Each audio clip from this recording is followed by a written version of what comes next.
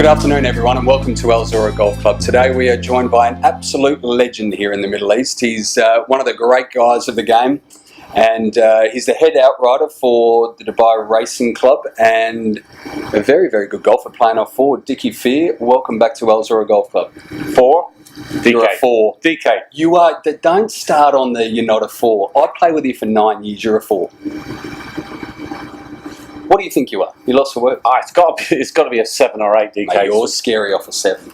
I'll take 7. If I was to play you for money off 7 today, there is no way known I'm going to get you. Off of 4, I'd give myself a chance. I have got down to 4, but it didn't stay that long. What are you averaging when you go out and play? Honestly, you're shooting mid-70s. Whenever I played with 70, you haven't shot over 80. Well, that's just a lucky day with you because I love playing with you. Good form. Mate, I'm going to throw one at you. Okay. Dubai World Cup. I know you're heavily involved that time of year in March. Yep. What would you rather win? Would you rather ride a winner in the Dubai World Cup at Maidan, $10 million prize purse, or sink the winning putt in the Ryder Cup with your mates Westwood and Donaldson right beside you? DK, and do you know what? It's a funny question. Someone asked me that not long ago. I would sooner sink the winning putt in the Ryder Cup. And it's not about the money, honest to God. Yeah. I've been in racing all my life, and I've been here like 21 years. Yeah. But to sink the winning putt in the Ryder Cup, that's the go. With Westwood and Donaldson. Absolutely. Instead of an individual sport, you'd rather be with the team. I love a team event. Yeah. I love camaraderie. Yeah. I love the fun side of it. I love the seriousness of it. I love match play. Yeah. And if I wasn't in racing, I would love to be a golfer, though I probably wouldn't be good enough. Seniors tour? Pardon? Seniors tour? I'm on seniors tour now. I've gone past. Mate, I'll carry you back. Oh, mate, they'll be lining up. I know they would be. Lovely. You and I would be good on the seniors tour. So you would rather sink the winning putt than win, say, $1 million being a jockey at the Dubai World Cup here in Dubai? All day long. Gee, I hope your colleagues aren't watching. Mate, all day long. Really? All day long. They probably knew the answer anyway, didn't they? Exactly. I think you're right. Now, speaking of Westy, I know you're a really big fan. You're a good mate of his. And look, a lot of people say that I know him, but you genuinely know Westy well. As a close mate, how did that relationship come about? It all sounds a bit funny when you say, oh, Westwood this and Westwood that. Listen, the lad I've known a long, long time through other people. It was through Ian Garbutt and Pete Cowan years ago at the 2000 Open. And I was very lucky enough to get invited to go up. And it was all down to racing because it goes on a long, long story, DK. But we were on the putting green with Pete Cowan and Pete. Got introduced to myself and they said, oh, is there any bets going today? Blah, blah, blah. We hear you're in horse racing. Well, it happens I gave them 2 winners. And then Westwood found out that they then told Pete Cowan then told Westy about the 2 winners. Chubby then had a few quid. They've all had a few quid on it. They both won, very fortunate, because they don't all win. And suddenly, I get a call out the blue on my number, Westwood, which I'm like, Westwood's ringing me? Who am I? I'm a nobody. And that's how it started. He had horses in racing. He wanted to know a bit more about what the breeding side and this, which I thought was fantastic. And that's how the relationship started. It was to do with mainly racing, not golf. Yeah. So, but it's gone on from there. Well, I had the fortunate pleasure of playing with him at the Elks Club, as you know, a couple of years ago. I know you were very envious of that, but I couldn't help but notice he's just a ripping guy, isn't he? He's a great guy. He's a phenomenal golfer, as we all know. He was #1 in the world. He was at one stage a couple of years ago, but just the kind of style of bloke he is. He's very down to earth, very natural. He'll have a drink with anyone and have a good yarn. But I can see the similarities between you and him. I reckon you'd be quite dangerous in a pub, both of you. He's good at that as well.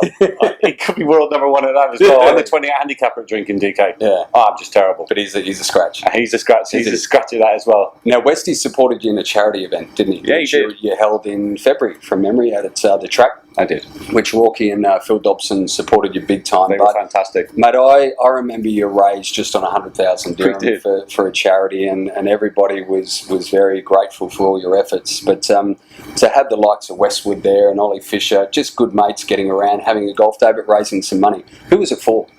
It was for my immediate boss, Mr. Al Basti. He does a lot for everybody in Dubai, and he's a great ambassador for all the staff, down to the grooms at the bottom level to the top. And he's the vice chairman at Maidan.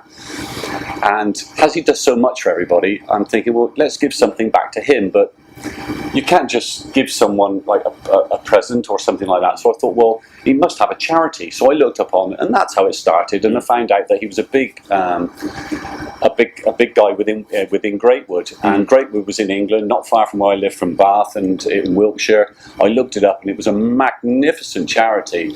So I thought, well, if I can give something back to him through a charity to say thank you for all what he does for everybody else, I thought it'd be a great combination.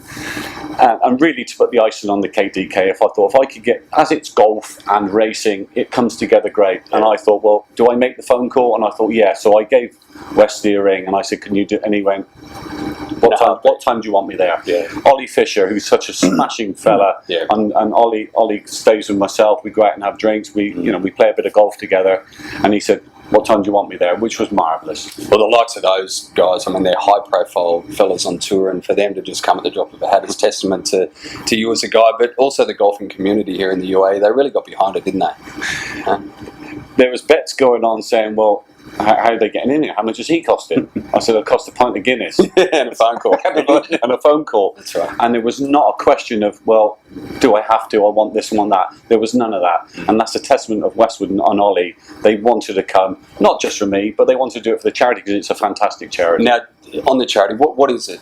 Dicky, Greatwood? Well, Greatwood, it was set up 8 or 9 years ago, and it's children with problems with speaking and all types of problems, and horses through children with learning difficulties come together as a one, and it's just tremendous, DK. Sure. It's a great charity, and I thought, well, if we can help in any way we can, it'll help children, which I have a child myself, Katie, and luckily she hasn't got the difficulties some of the others have, but there's a lot out there, and I thought they could benefit, and with the likes of Westy and Ollie and people that came to help, and it was just a tremendous night, and I want to thank everybody for what they've done. Well, I saw the video which they put together on the event, and it was one of those that will sign up for next year. And I know that we got the call from you to support it, and like all the golf clubs, we really got behind it, didn't we? Whether it be a round of golf or a lesson, it was yes. There wasn't one that ever said no. I mean, I've been here a long time, and I made hundreds of phone calls, and not one. And I say thank you to everybody. Not one said, well, when is it?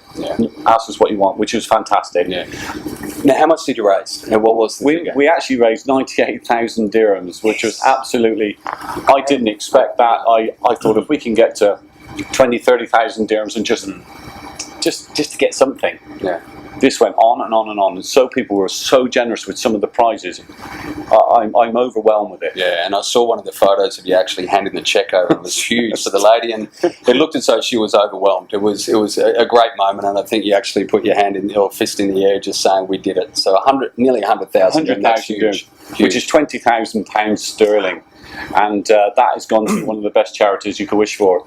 And people say, on a lot of other charities, where does the money go? This goes straight to the heart of it, which was lovely. Good for you, Dicky. Well done, mate. No. That's great. We'll be back on board next year, that is for sure. Well, whether it's going to be next year or the year after, I said, you can't keep asking people to do the same because it's not fair, really. But it will be done again. It'll be probably done even bigger if we can do, but it will be done again. I think what would be a nice touch is where that money has gone to maybe get some vision of how it has directly impacted the kids. Well, I'm going home in the next 10 days. I'm actually going to go and visit Greatwood and to see where the money has been, and I will take some bits and pieces to show everybody that's where your money's gone to. Good. Well, when you come back, please come down and let us know how it goes. Will do, mate. Now, Westy, is he a chance to win the Open? We're all, well, not all of us, but you just really want him to get that major. Well, look, they said that about Darren Clark, or never win a major, and he won one, and he was older than Westwood when he did it. So Westwood's now sort of 43. And in a bad age, it's about guts and determination, and he's still determined. He's 33 in the world. He's coming back down to where he should be. He's practicing harder than ever, and he's as keen as ever. I mean, he's had 4 seconds in a major. He's knocking on the door. He's been knocking on the door and he's coming back into a bit of form. I spoke to him the other day, and he's still got his cheeky yet. It's not all over till the fat lady sings. Now, mate, he looks fit and strong. I mean, he's quite a robust kind of build, isn't he? But he looks as though he's still, getting into the gym and making sure that he's looking after himself. Oh, yeah. I think he's still got that fire in the belly. He wants it. He wants it, and I think it's just not just to prove people wrong. He wants it, obviously, for himself. He's won 23 times around the world. He's a top money earner in Europe ever. But it's still the one he wants, and you can never say never with him, ever. Yeah, well, our head professional here, Martin Dewhurst, who you know very well, he's a massive fan of Westie, and he reckons he's one of the best ball strikers to ever played the game. And you've been up close and personal, if you like, with him and been out on the fairways. He's that good, isn't he? Well, when he's finished second, there's only someone that's come in with like an 8 under to beat him. It's not as if he's lost it. This is the thing. At the Masters, Mickelson went out and shot like 60 and hit that shot on 13. I mean, and Westie's end up finishing runner-up. I mean, what are you doing? Exactly. It's not that... I mean, there's a few times he's been choking. Just stop, will you? No. An open's an open, and someone's coming with a massive round each time, and they've done it. Maybe he come in with a massive round, but I think he'll be there. I think he'll be there near the end again this week. Well, what a course to do it at Royal Troon, huh? I know. Oh, I know what you and I are going to be doing. Glued to the TV. Now, speaking of golf, Dicky, I reckon you're off for 4. We'll debate that. But you've played some pretty handy courses in your time, haven't you? Both here in the UAE and internationally. But I'm going to throw a few at you and just give us an insight into what you think. So, Yas Links, it's regarded as the #1 course in the Middle East. I must admit, that's right up there in the top with me. I say it's like a linksy course. It's greatly designed. The last 2 holes are just incredible. I mean, you've got that par 3. This is like a little money stamp. But the 18th's a monster. It's a very clever course, but I think it's always in good condition. They look after it great there. It must remind you of being back home, mustn't it, that links style golf? It is. You don't get to play links courses here. I'm a bit like here. I mean, it's just something that people love to do that they don't get a chance to do. Instead of just shooting darts at the greens, this is different. Yeah, well, Cole Phillipson's done a pretty good job down there, so I reckon we get down there in the next couple of weeks. Why not? While we're down in that part of the world, Abu Dhabi National. You got some good memories down there. It's one of my favourites, not just for playing, but I mean, throwing one name out there, Jamie Donaldson, who I know really well, and we've had some great games together. His first win was there, and I was there watching every shot he had all through the week, and I actually caddied him the week was on the Monday and Tuesday. His caddy had hurt his leg. We're not sure what he was doing, DK, really, the night before, but he wasn't well enough out for a run. Yeah, that's what it was. Right. And so I carried his bag, DK. I didn't caddy it. I reckon you would have given him a bit of advice. Well, it was on the way around. My own advice. Yeah, but he was playing horrific. And he said to me afterwards, if I make the cut this week, I've done well. What does he do? Go on and wins it. So you never can tell. You know, in my 9 years of being here, and I go and follow the tournaments as you do, but you do follow the likes of Ollie Fisher and Jamie Donaldson, particularly when they aren't setting the world on fire, if you like, and they're not winning the big tournaments, but you're watching the guys play, and then you've always got Dicky Fear just fine, and you get to the tee box and they're like, all right, mate. I know. It's great, and these guys travel all around the world. They're trying to make it a bit. Well, like Jamie, he had like 90 starts before a win, and you think, well, is he ever going to win one? These guys, there's a very, very fine line between winning and not winning, and making the cut by one.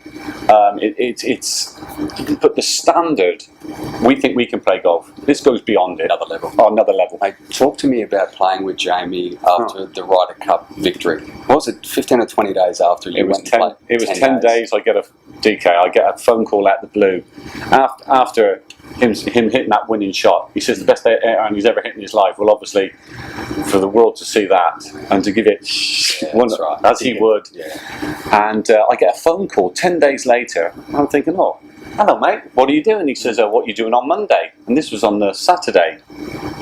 And I said, doing what? He said, I'm staying at the Atlantis. I said, what are you doing?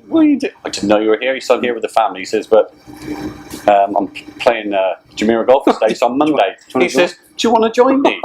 And I thought, and you've looked at the diary and thought, what? I said, what time do you want? I said, don't be late, will you? What time do you want me there? I couldn't believe, but this is what these lads are like. They've just... Very loyal to their good mates. Loyal, and he rings me and said, do you want to play? Play? I was there at 4:45 in the morning. I was teeing off at 7:30. You probably didn't sleep, did you? I couldn't sleep. I had 5 different outfits. You know what I'm like. Your wardrobe is just out there. Had the wardrobe going on. Anyway, 7:10, off we tee. And the conversation, obviously, we get in the buggy, and I said, tell me all about it. And he looks at me and goes, let's have a drink first. Just build it up a bit. Mate, but I think that's quality. Yeah, it is. Yeah. Well, it's great to have mates around like that, certainly at that level. But then when they come out to Dubai, they're calling you and they want to have a hit with you. Jamie rings me when he came because he nearly sliced his silly finger off doing the chainsaw before. You said that, yeah. And then he calls me. He wanted a round and said, "Look, where would you play?" And I said, "Al Zorah." He said, "Where's that?" So a lot of people still DK. Where's that? Where's Ajman? Where's the other side of Sharjah? Where's Sharjah? Yeah. So it's a bit, you get that. So I said, "Well, look, why don't we go to Maidan?" So I actually played 9 with Jamie, his first game back in Maidan, and he actually ate the course. I mean, again, we think we can play. And did you play off 4 or 7 that day? I played off 5. Unbelievable. Yeah, so I'm not a 4. So I played off 5. But you met him halfway because he knows you're not a 7. No, he would have got you down. He ate the course, absolutely ate it. And we only played 9 holes. I think he shot 5 under, just not even taking a breath. Yeah. And it's not it's not the easiest. But anyway, yeah.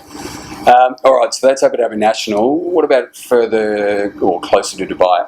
Emirates Golf Club Majlis. It's the flagship property of the UAE, isn't it? So many good, worthy winners of winning that tournament. Oh. You would have been in amongst them, I would imagine, over the 20-year history. I've had a few hours walk around there, seeing all the lads, and another one was Mark Foster, who I know really well, who lives in Worksop and grew up with Westwood, and I've had a few practice rounds with Foz around there, and another great guy. What a character.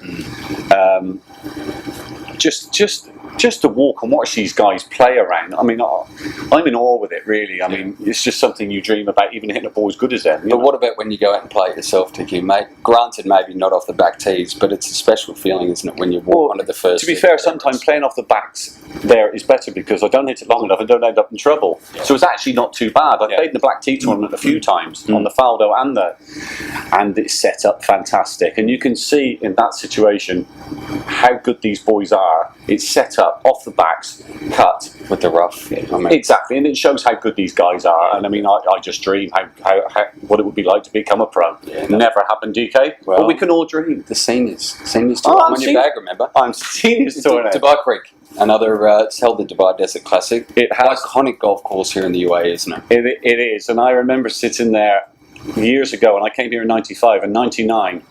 I just met about a week before a lovely fella here called David Howell, who's now a resident here. And they're all in the same management with Chubby, Westwood. They were all in ISM. And we got to meet him. Well, it turns out they had it at the Creek that year. And he goes on and wins it. And that was when the rough, I'm not kidding you, DK, it was barbaric. Yeah. But these boys are that good, and he got round, he won it, and that was in '99. So to meet Howler, and now he's a resident here, play, and lucky enough to get a few games with him as well. Another guy's a phone call away, isn't he? And you're going to bring him down. Well, he said as soon as he comes back, he said he's heard so much about this place, and there's a few guys that have, it's just timing. Hasn't he resurrected his career? Like he's just... Well, he had a back problem, a huge back problem. He changed his swing, and I would say, well, why are you changing it after coming in number 8 in the world, beating Tiger in the HSBC, Ryder Cup player twice? I mean, it's just wow. Hats off to him for that. Hats off, fair play, and he's re-erected it. And it was funny because I was doing a bit for TaylorMade, and I got all the new clubs every time. And he goes, "How do you keep getting those?" You had it before he did. I had the new gear before he did, and he was playing Cleveland. And no disrespect to Cleveland, I said, "Come on, you got to play some." So anyway, he ends up. Not through myself, through whatever. He's got them in his bag. So he's playing TaylorMade now, so that's great. And Jamie Donaldson playing TaylorMade as well. Is too. See? You never know. I knew I'd hang around with Dicky Dada and he'll take you. I knew I'd turn him into that in the end. The Ells Club, the last one in Dubai I'm going to mention, condition is world class, isn't it? And you and I played there a lot when I was working there. A lot of good memories there. Another great course. My favourite memory, I played with Jamie Donaldson and Foz. And I think it's what's the long par 3? Is it the 16th or 17th? 17th. And I hit, it was 209, never forget it. Hit rescue to about 1.5 feet. They hit theirs to 5 or 6 feet. They hit tremendous shots.